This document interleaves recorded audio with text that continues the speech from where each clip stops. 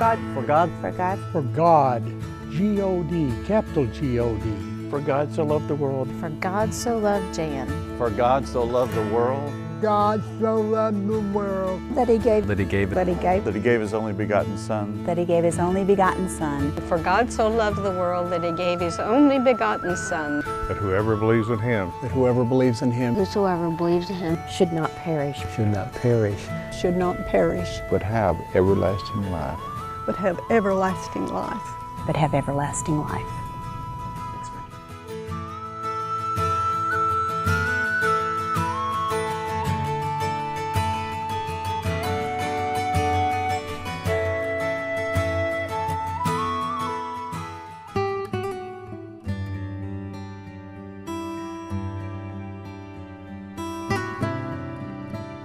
I always grew up in the church, so always had that foundation of knowing about the Lord. I was not a stranger to church. My parents had me in church every Sunday morning. I grew up in church with my family, you know, little church boy. We appreciated the Lord because the Lord gave us our crops. Before I found God, I lost my parents when I was pretty young. My mom when I was 6, and my dad died when I was 16.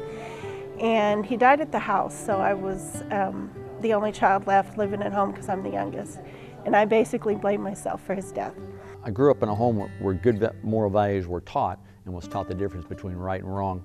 I'd been in church and I thought I knew the facts. It didn't feel personal. I just went through the motions. I believe God didn't love everyone. My life can be described by the word searching.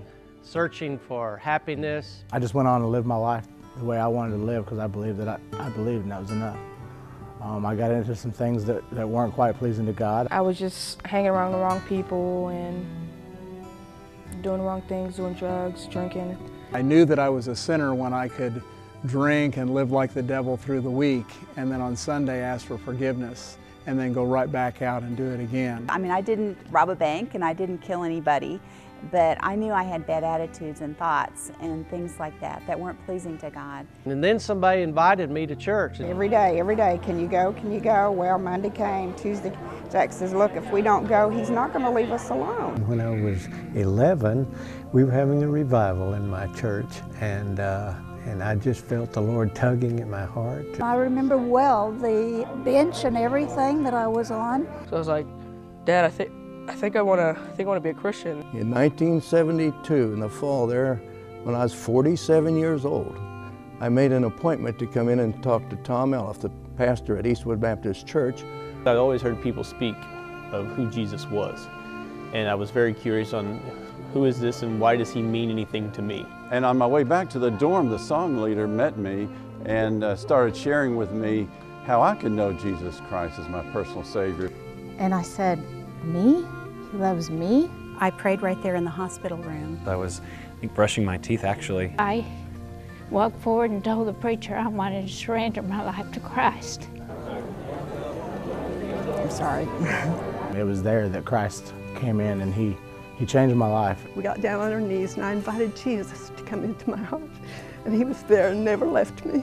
We lose our rights at the foot of the cross. We're no longer our own boss. Now I have that peace. I see the peace in myself. When I left that office, I felt clean inside. Right up till now, I've been to 13 different foreign countries proclaiming the gospel.